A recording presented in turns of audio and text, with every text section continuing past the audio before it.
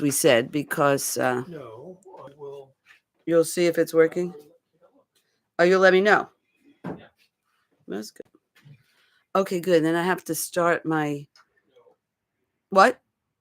I'm going. I'm starting my machine, my walking machine. That's okay. Okay, so let's see if I go. Let me see. How do I do that? I don't know. I think I go.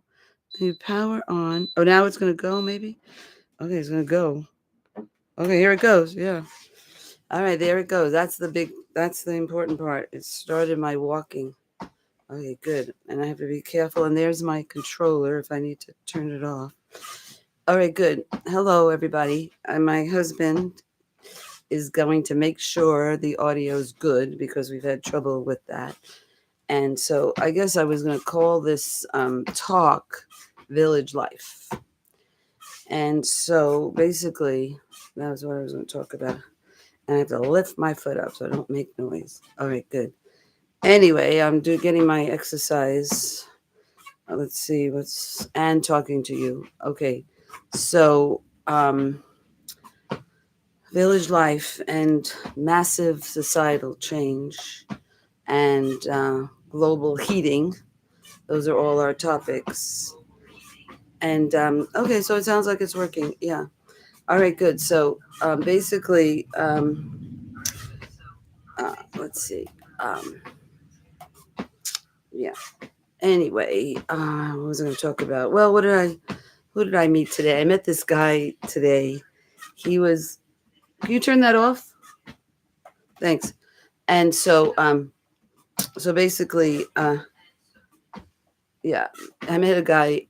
He was Tony, and he worked as a head of a homeless shelter, and in downtown San Jose.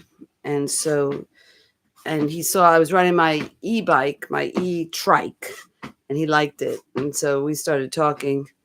And of course, I tell everybody that we need to keep fossil fuels in the ground and stop burning fossil fuels and get your e-bike. And so yeah, so we were talking, and he was a good guy. He was saying that how nature. He says I'm a tree hugger and I'm proud of it. And he was Jewish actually. He had a Jewish star, but he was a white guy, and he says I guess he converted to Judaism, whatever. And but it was he was just saying how we're not taking care, we're not stewards of the earth, we're not taking care of the earth. And so that was good for him to say that. That's true. And and uh, and he was concerned about there being no insects. He says, I don't hear any insects, I don't see any birds, I don't see any, life around. And that's what's happening. The birds are going away, and the insects. And so like they say, when the insects go away, we go away. So anyway, so then I was, what was I talking to him about? I was just talking to him about how, like I talk to everybody, is that we have to stop burning fossil fuels, and the fossil fuels are killing us, and we're seeing it. We're seeing it. And Cougar W was saying today that, well, I always like what he said when he said that I don't know what your future will hold, but you will be growing food. You will be growing your own food. You'll be growing your own food. So that's what we were talking about, and that we need to grow our own food and village life. And I'm sure I mentioned that to Tony. And actually, what we were saying with Tony, because he works at a homeless shelter. He's like in charge of a homeless shelter. He said 46 men and women and dogs and cats. I said, well, that's pretty cool, because you always hear that, the homeless people are saying, they want their dogs and cats, and that's why they like just living on the street. But that was neat that the homeless shelter allowed dogs and cats, and that's really important. That's great. And a lot of these, the dogs and cats are part of their support network. So that was good. Anyway, but I was saying to him, I guess, like I said, everybody who doesn't have land, one thing Cougar W says is that, if you, you don't have land, you should live close to others that do, so you can share in their bounty and help, grow food together. And so with Tony, when I was talking to him, people that, don't, at least to become um, a producer, not a consumer. And part of that would be growing food indoors, and then you could grow microgreens. I was saying that for his group of homeless people, that they could create a whole business of growing sprouts and microgreens. And anyway, that I think that would be cool if they, having some purpose and something to do. That was one idea, and yeah, that's a good idea. But anyway, maybe, I mean, there's a lot of programs that have homeless people starting restaurants and things like that. I guess I could do that. Something that they could work together. So that's something that Cougar W talks about, is cooperation and helping each other. So that's, anyway, I was just saying that to him, Tony, was that they could grow microgreens and provide that. That would be pretty cool, though. That would be cool. And grow food. That's what I told him. Anyway, and so that was Tony today. And so village life. And, things are getting so bad. I mean, it's so bad. And what was it? Somebody was talking today. Well, they were saying, talking about the fires and the droughts and the floods and all the things that we're experiencing. What is it? In Europe is so on fire and burning, and fossil fuels, not fossil fuels, but, heating up. And, and then there was, it was Iraq, it was 50 degrees C. I think that's like 125 or 130. I don't know.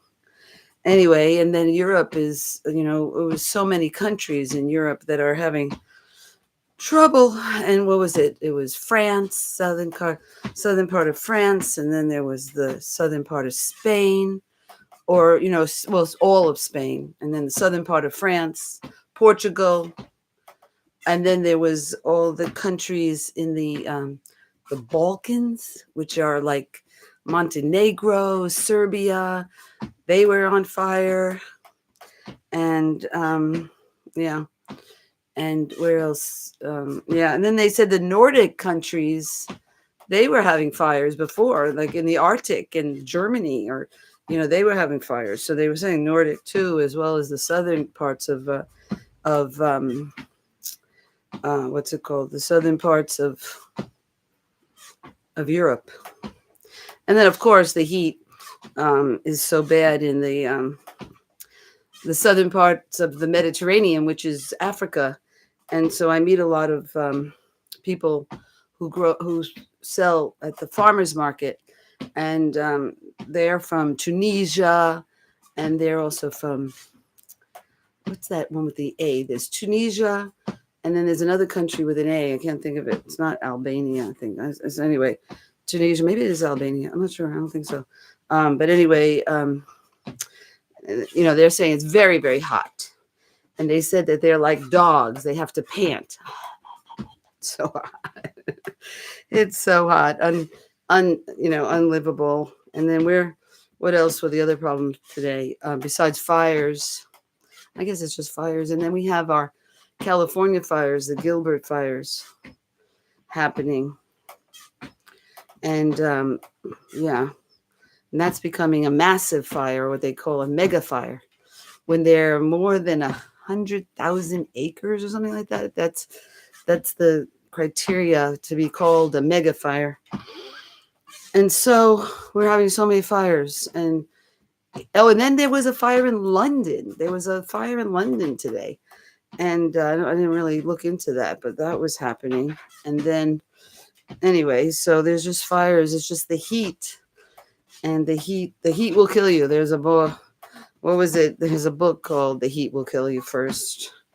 And yeah, that's what they say, even though, anyway, denialists. Oh, so this one channel was talking to this New York, I listened on the Google, and they were saying, well, with all the fires and the floods and all this, and what are we supposed to do? And she said they had somebody from New York, some environmental person from there in, city of New York or something. And she says, well, it's the way we consume. And we have to like consume less and only buy an iPad or an iPhone once a year. That was her first thing. You bought what you buy, that you should only buy an iPhone once a year. Okay, fine. And, but never talking about not driving, not flying, not, no movement of goods. And that's what the IPCC said when they come up with the 1.5, the AR 1.5, which was like in 2018, how to stay at 1.5. And that was 30% reduction. No, not 30. It's like almost 50% reduction, almost 50% reduction. And what that looked like would be no driving, no flying, no movement of goods.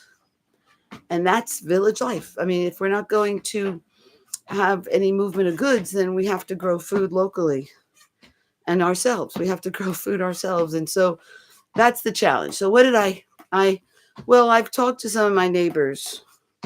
We had the national night out, and we had a local park, little gathering, and I was walking to the park and through my neighborhood. And so I got to meet some of my neighbors, and which I do, all the time. That's really usually where I walk but today I'm walking here because I ran out of time. I don't know. I went to the farmer's market. What else? Watering the garden.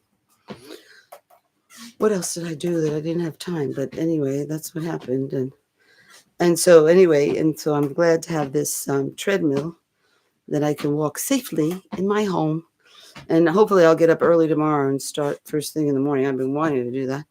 And sunrise is around 6:30. So I was going to get up early too. And that's what I've really been wanting to do. I guess I really have to set my alarm because I do not get up naturally at 6:30. And so anyway, what was I saying about, my neighbors. So I spoke to this one neighbor. Her name is Sue, Miles and Sue. And she says, well, one thing we wanted to do was to close our block and have a block party. So I want to do that. And she says it needs to be about resiliency. And so I want to get that sounded good. And so I was like, okay, that was so nice to have some other person talking about it besides me. So she said resiliency, and that was good. Even though her husband, I've talked to him, Miles, and he's an old hippie, but he's kind of he is a denialist about climate change or something about. But he always says the planes are bad. He's right. That's okay. Good. Flying is bad. But he has a big RV, and they travel with their big RV. All right. So we have to stop that too. So anyway, Sue, so if we had a block party, and like what Sue was saying, we need to talk about resiliency. So that's where we have to get everybody's number. We should have everybody's number.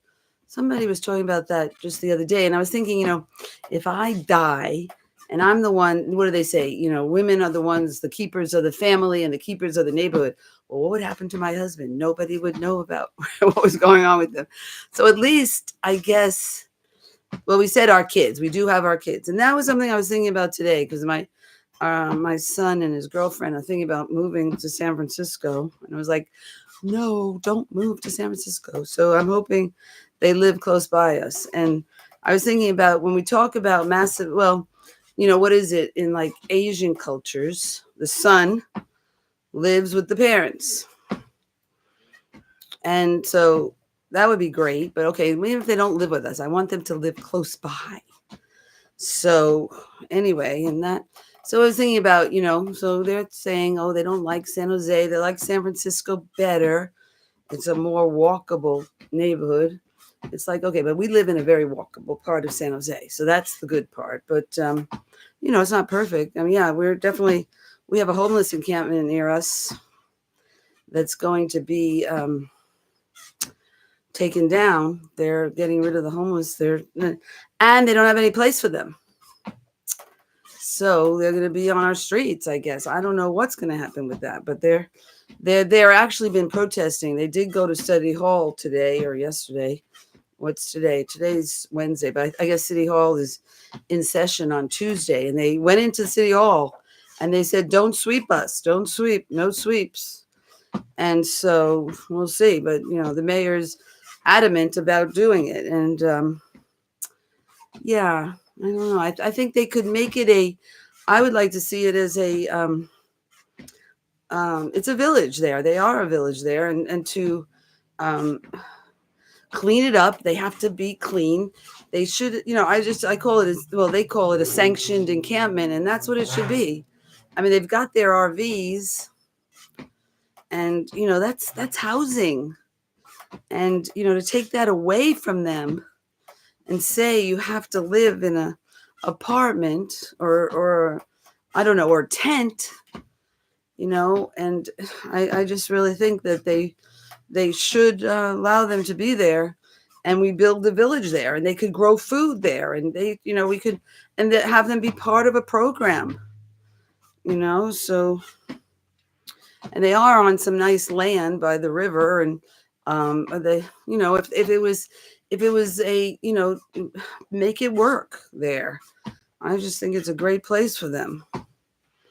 And, yeah, it's messy and clean. And so why can't we have services there and, bring the services there and make, like a campground. Okay, everybody clean up, everybody up at 6 a.m. or whatever, do your exercise. I mean, it could be a whole program, of health and stuff, and they grow food, and, that's what they could do. They could make it into a village right there.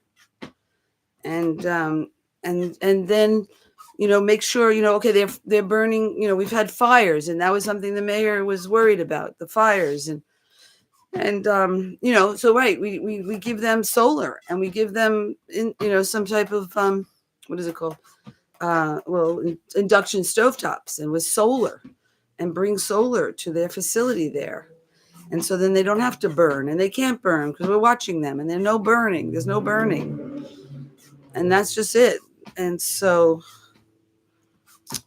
anyway, so that's getting back to that, I guess. Oh, so anyway, seeing with Marshall and Sarah, I was like, okay, massive societal change. Then that is living with your parents, living near your parents. And that's massive societal change, because we, in our culture, it's all about getting on your own, being on your own, and, and that's capitalism and consumerism. So, yeah, so we'll see if they'll listen to me. I doubt it, but I'm hoping. And that being part of our village is what we need, our family at least to help with the village. It's a built-in, that's what people did. I mean, people would have a lot of kids so they could grow food. I mean, that's the thing with fossil fuels, is that we need to replace the fossil fuels, as it has been done, that the fossil fuels have replaced human labor. So we could all live separately and all buy things and be consumers. And then fossil fuels will, power everything, power our food. Well, that's what's happening with our food production right now, in our industrialized food production, which is really bad. And we have to stop that. And that's what's causing the decline in our biodiversity from these monocultures. And they get rid of all of the weeds. And one of the weeds that they got rid of was the milkweed, which is the home for the butterfly. And, so we need to, get rid of industrialized agriculture. And the way we did it before is we had human help. And that was why we had a lot of kids. So we should at least have our kids helping us. Anyway, so that, and build that into, if massive, like we were talking about it with Cougar W, I was talking about it and saying, yes, the rich people can pay people to grow food for them, but eventually they run out of money. And the thing is that we need, if we're massive societal change, we need to have, where we, well, it's just a massive societal change that, we have to start growing our food so that other people, the other generations, 7 generations down the line, can learn how to do it, and that's what we have to do. And so, saying that we're going to work for somebody, well, who's going to be teaching your family, your kids, the ones that are working? I guess maybe, I guess they would live there, and so they would have that. Okay, fine, they can have that. But the only way they're going to run out of money eventually, and so there won't be any. The only reason we have money is because of fossil fuels. So at some point they won't have money, and so those people, those generations might not. I don't know what their kids and everybody they're going to be doing. Are they going to be flying and driving and doing crap? And so But anyway, so that's why we need to all do that, and that's how we're going to survive. And that's what Cougar W says, is that we're only going to survive. I don't know what the future holds, but you will be growing your own food. So that's it. That's the warning, that we have. And we've been having so many warnings and nobody's listening. And so, and the IPCC says too, massive societal change. So let me see if I can do this. All right, I'm just going to hit pause. So, I guess I lost my timing, but I don't care. All right, I'm just going to have a sip of my juice. My veggie juice. Beets, celery, fennel, cucumber, lemon. I put a frozen cube of lemon, water, thin it out.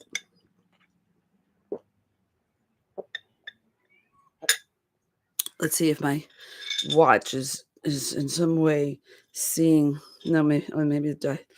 Seeing if I get any credit for moving. Sometimes you don't if you don't press hold and crown. Oh, let's see. Oh, okay. Still, I have to walk more. Okay, fine.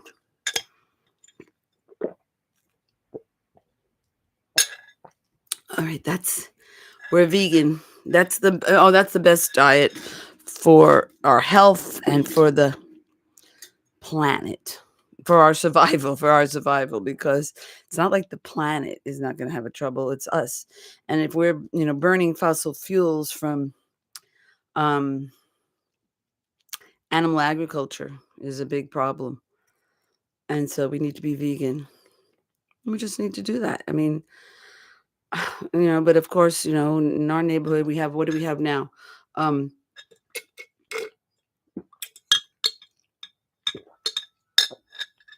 Right by the schools, they opened up a burger. What is it? Some burger place. Burgers, shakes, and fries. They have it right on the wall. Burger, fries, and shake. Like you have to have all those to be American, and it's cheap. Oh, it's cheap. It's $2 for a burger. So it's right by the kids, and so everybody's coming and doing, eating the burgers. College campus. It's called Campus Burger or something like that. Campus Burger.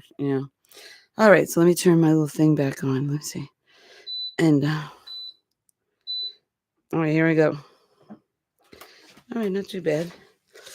So, yeah. So, one thing we talked about was Cougar W and I was like, I forgot what we were talking about in relationship, but this is not uncommon, is to put a price on the bad things. Like we need to, $2, we should have a tax on that is paying for growing food or something, on the burgers or something, something to really, it shouldn't be so cheap, as well as candy and sugar and all the things that are bad for us. Meat, fish, chicken, eggs, all those things, cheese, it's all bad for us. Because the thing that's good for us is fiber. And there's no fiber in meat, in beef or chicken or fish or eggs or cheese. You need a high fiber diet. That's the your microbiome. And that's what you have to be. You're eating for your microbiome. And that's what they like. It's like my compost. My worms like raw foods. Most like the more raw your food is, the better. That's for the microbiome. All right, good. So then that's what we should be eating for, is our microbiome. Because most of us, they say we're mostly microbiome. There's like a trillion. We have very little of our cells are human.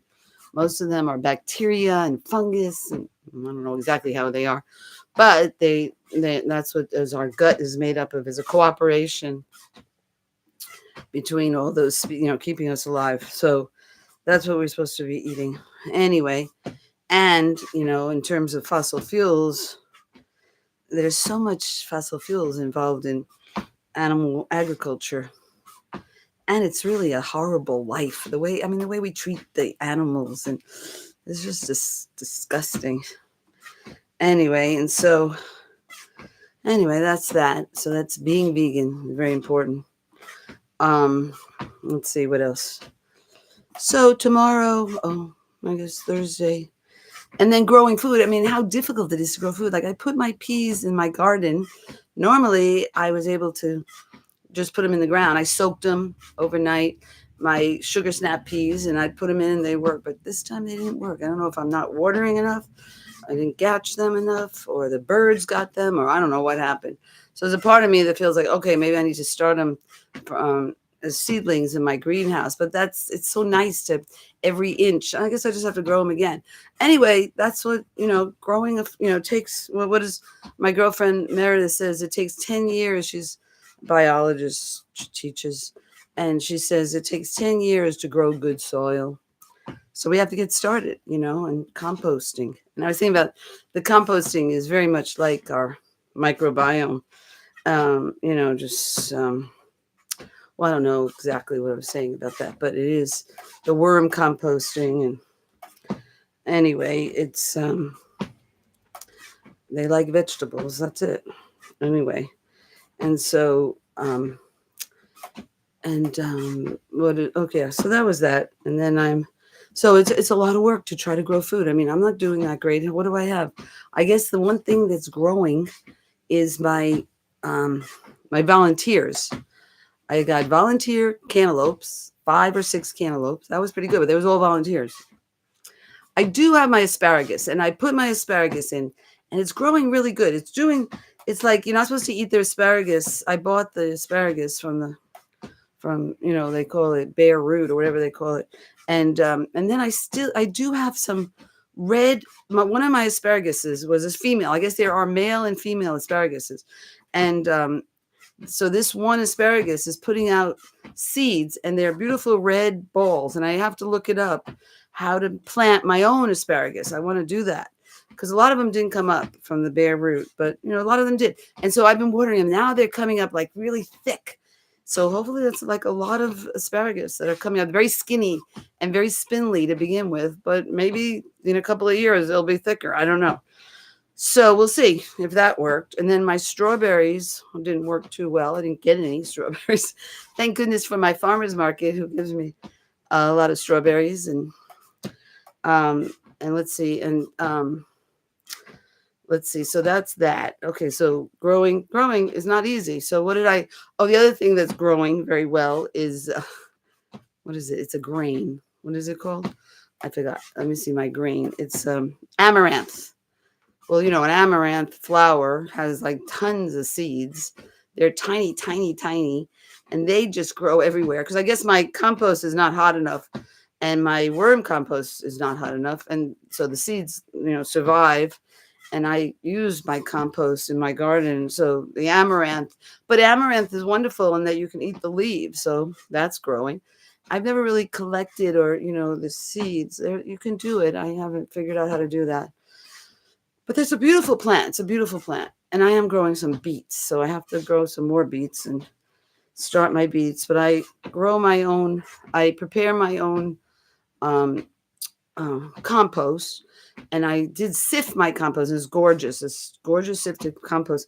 And what's his name? I can't remember his name, but the No Dig gardener from England. And he, I think, just uses compost to grow his plants, his seedlings. So I could just do that. Other people say, like the guy who is the square foot gardener, and other people on the internet say, okay, you need like a mix. So you have to. So then I'm buying coir from the pet store, and I buy vermiculite, and I buy perlite. So I mean,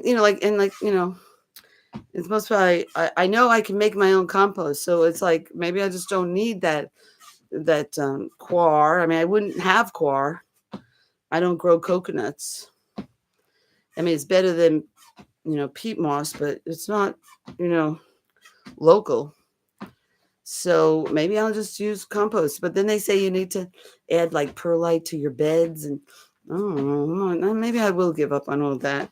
Then I have to buy it in a plastic bag, and I'm just going to use compost. And then some people say that compost isn't enough. So I don't know if you have to like add topsoil or something else. Is it too rich? So I don't know. I have to keep working on that. But what's nice about compost is I make it myself. And so, yeah, I have my 3 bins in the back, and I call that my hot compost. And then a lot of vermicompost. I do a lot of vermicompost. I got lots of worms, and then it creates their castings, and I put that in the garden and in my transplants and in my, growing my potting soil, making my own potting soil with the. And I really want to get into my worm tea. I've been looking into that, and some people say, well, most people say you have to like aerate it and add not maple syrup. What is that? Molasses or something, sugar, molasses. So I could add that too, but I want to figure out how to make my own fertilizer with the compost tea. I mean, basically, I could just throw, and I've done it before. I just throw a couple handfuls of vermicompost, either my compost or my compost tea or my castings into a 5-gallon can, fill it up with water, so stir it manually. But they say, I guess I could buy that aerator and the stones and the aerator and follow the instructions on that. But anyway, I guess I can just do that, which is just have it, put some in water and call it good. And then you have all that stuff that's sit in the water, and you can put that on the plants too. So anyway, what else am I growing? Oh, I do have some beautiful. I have to grow more. What's it called? Milkweed that I started, but I didn't. We're not getting any butterflies. We didn't get any butterflies. But my neighbor Valley Verde, who has a lot of milkweed, they were getting butterflies and stuff. I'm sure I need more a bit.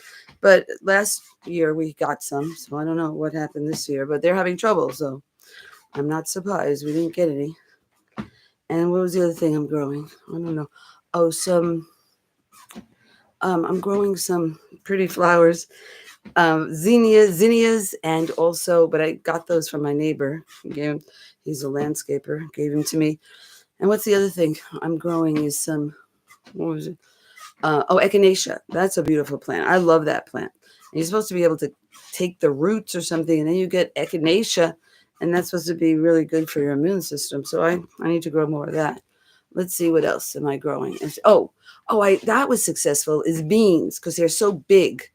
It's called the red runner bean or some red rainbow runner bean, something like that. And it's a beautiful bean, and it puts out a beautiful red flower, because red beans put out red flowers. I thought that was neat. White beans put out white flowers. I thought that was cool. And then that was beans, and they're doing really well. And they've got a big leaf and a big beautiful red flower. And what's so beautiful is the hummingbirds love them. So that was really cool. So those are growing. What else is growing? Asparagus, and our cantaloupes are ripening. And anything else we have? I don't know. Oh, let me see. Oh, tomatoes. Lots of tomatoes. Now, a lot of flowers. And I do have some tomatoes. So I do have some tomatoes. But, and they said even I could start we try to grow some okra. We love okra. But we weren't able to. It didn't take the first time, second time, none of. So that's why it takes a long time to get good at this stuff. And so I guess I'd be starving if I was really living on. All right, I'm doing that. I got that again. I turned my thing off. All right, good. And now I'm going to drink some more water. All right. So that's what I was saying. How to build a village. You have to do that. And it was nice, getting everybody's number. Like you saw, like what happened in Los Angeles. there was one family who had the phone number of the caregiver or something like that. There was an old guy in Los Angeles, and one of the neighbors had the number, like, of the son, and they couldn't get to the father who was in the house, the old father. But he had the number of the son or something like that. Having that number made a difference and saved that man's life, the older man. I don't know exactly how, but it was having a number. They did. That was one of their things that they had for each other.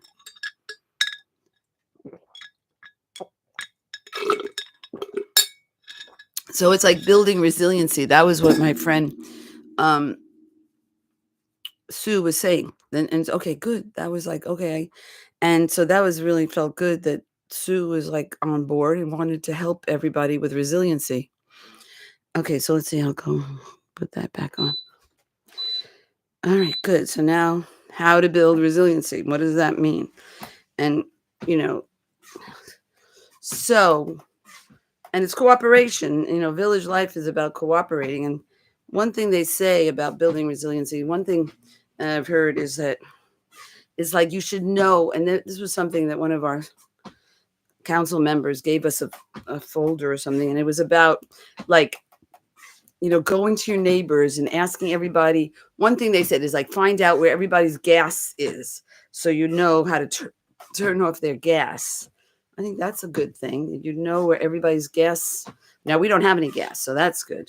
But anyway, that's a danger zone. And then what was the other thing is like, when people talk about like, what tools do you have? Now people will say, I don't want to tell you what tools I have because then people will come steal it or something. So I don't know how you're supposed to deal with this thing.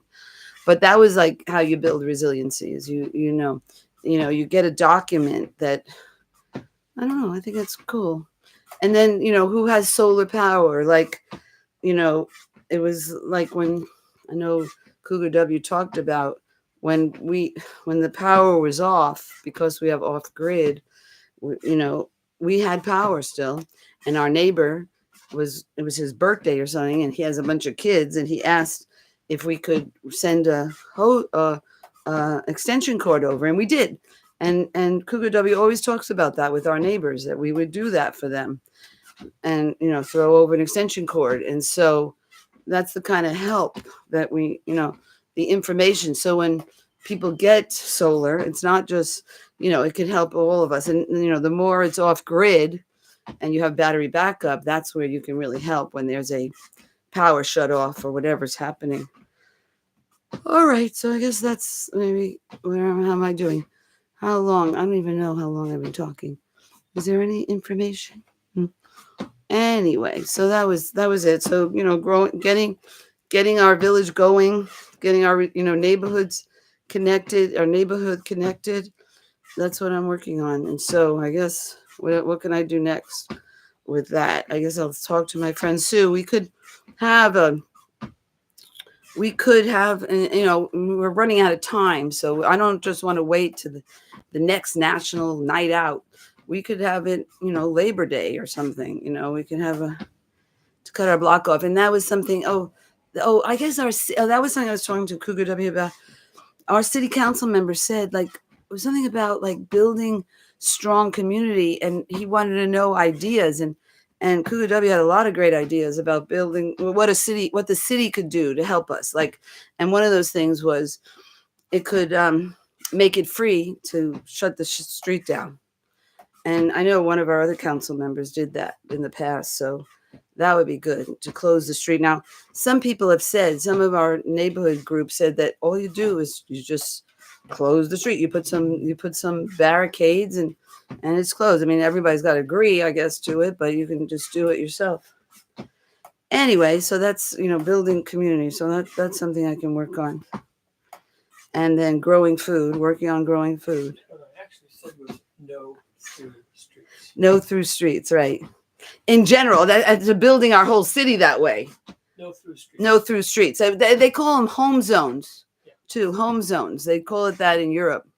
Home zones. That we need to change. It shouldn't be like, okay, one day I got to figure it out. The thing is, I guess if when you do close the street for, let's say, a party, then that would take extra. but Cougar W says no through streets. So you do, there's no through streets, which will really help there's so much speeding going on. And so how to make our neighborhoods more people oriented. All right, sweetie, I think I'm just going to say goodnight. All right, it's nice talking to everybody. Live fossil fuel free and work on creating your village for your survival and growing your food. All right, good night. Whoops, here we go. Whoops, there we go. I did it. Okay, that was me turning that off. And I drink my juice. And now I'm going to say goodnight. Hopefully, 40 minutes. All right, I did pretty good. Good night. We love you. Good night. Don't forget to subscribe. Don't forget to share. And let's see. Subscribe, share, like. Send us a coffee. Or whatever. Buy us a coffee. The link is in the comments below. Something like that. All right, sweetie. And you take care. Good night. End stream. Is that how I do it? Or maybe I have to do it with this. Okay, it's not a touch-sensitive screen. End stream. Your stream will stop immediately. It will no longer be live. Okay. End.